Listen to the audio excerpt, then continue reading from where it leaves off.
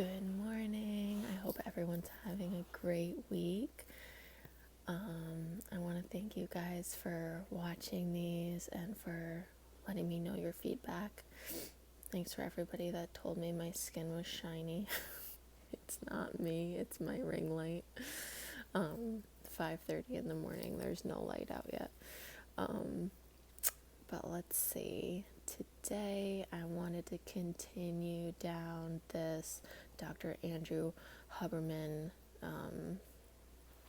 kick that I've been on lately, just because he just got so many good things to say, so many golden nuggets.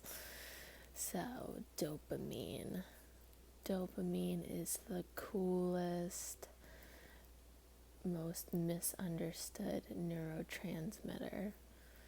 Dopamine is thought to be this thing that we get when we reach the end, when we celebrate, when something awesome happens.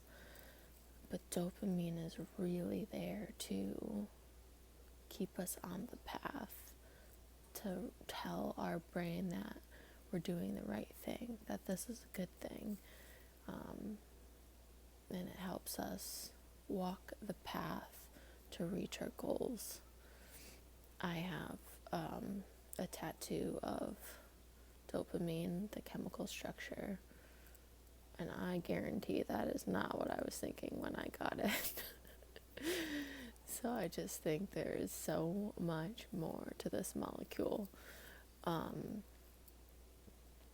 what happens is when you have a goal, not even day to day, when you have a big goal, like if you want to run a marathon, or if you want to lose weight, or you want to make more money, you just think about the end.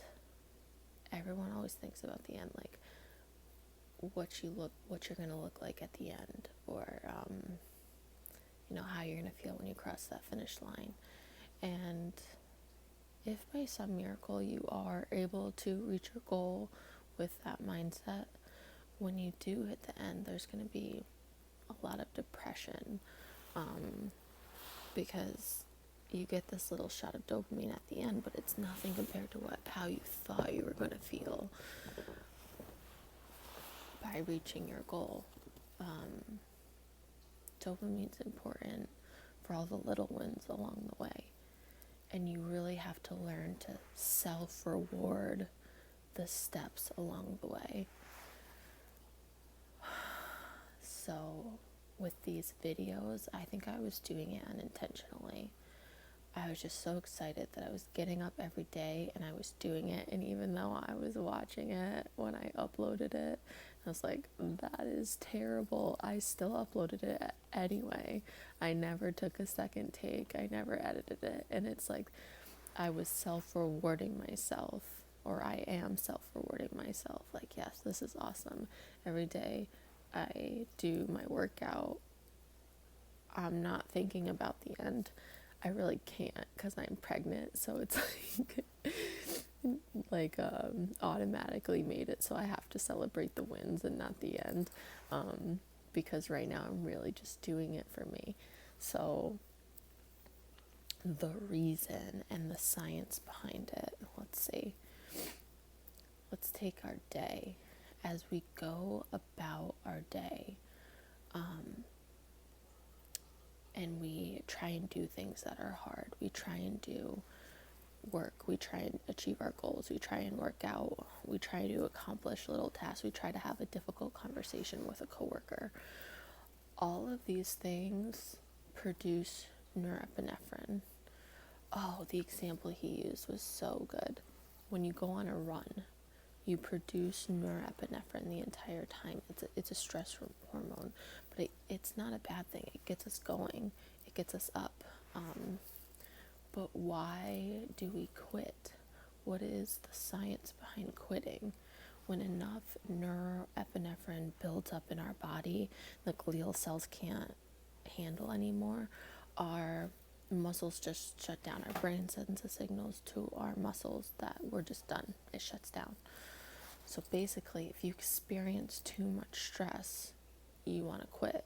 It's very difficult to push through that abundance of norepinephrine. But what's awesome about dopamine is dopamine mitigates that norepinephrine release. So small wins, small goals, celebrating the successes on the path to whatever you're trying to accomplish keeps norepinephrine at bay so that you want to keep going.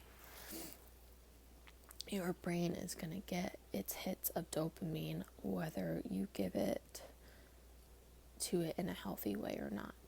So you can see that if you're on Facebook or Instagram or social media experiencing those likes and comments throughout the day as you're trying to accomplish things, you're burning that dopamine, you're using it in wasting it.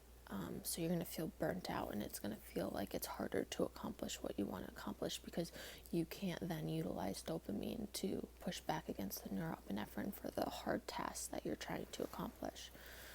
So let's see if we can put this into actual achievable things to do throughout the day. It's you want to set small goals. Everyone talks about, we've talked about morning routines, but making your bed, getting up, making your bed, that's like the first small accomplishment. And you have to mentally, even if it's terrible, like I just throw my blanket across the bed, but I have like a small moment where I'm like, yes, I did that. My bed is made. I am a person who makes their bed. And that's like a small shot of dopamine. And you have to have these little goals, these little check marks throughout the day. People recommend, writing out your goals at the night before or whatever. But I'm going to make the kids breakfast by this time. If you have young children, I'm going to spend an hour of focused concentration with my kids. I'm going to answer 4 emails. I'm going to get 75% of the prescriptions I need to get compounded by lunchtime.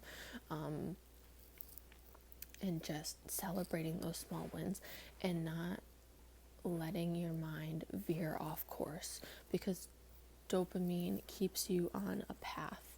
It's excited when it thinks you're on a goal-oriented path, and that's what makes your brain thrive. So not I'm gonna answer these 4 emails and then get distracted and be like, oh, I'm gonna look at, my Robinhood portfolio or whatever. Picking tasks to accomplish it and sticking to those tasks. And there's all sorts of ways to do this in rhythms. Like you can do it in 90-minute sections, 20-minute sections. There's different science behind that I'm excited to get into.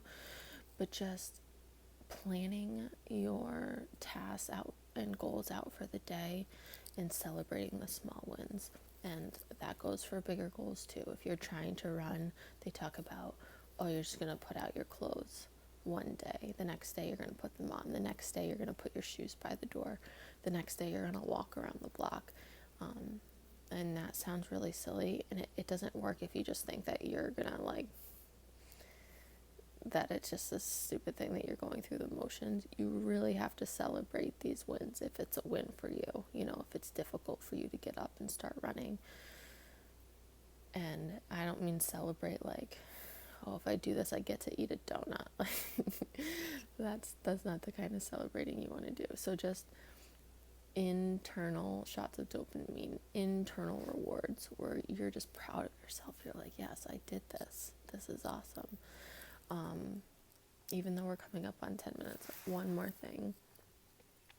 We really need to balance the dopamine and norepinephrine system with our serotonin and oxytocin system. So what I've been speaking about is big goals or the first 3 quarters of the day. But people who focus too much on the dopamine norepinephrine system, maybe they're CEOs, maybe they're making a bunch of money, maybe they're kicking butt, but then they go on these retreats every other week to try and become happy, and they're just absolutely miserable.